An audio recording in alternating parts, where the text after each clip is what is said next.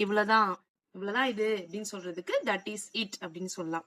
சிறந்த யோசனை, இப்ப நம்மளுக்கு யாராவது ஒரு நல்ல ஐடியா கொடுத்திருக்காங்க அப்படின்னா, பா இது ரொம்ப நல்ல ஐடியா, சிறந்த யோசனையா இருக்கு அப்படின்னு சொல்றது இங்கிலீஷ்ல எப்படி சொல்லலாம்னு பாத்தீங்கன்னா, great idea, great idea, great idea அப்படின்னு சொல்லலாம். ஓகேங்களா?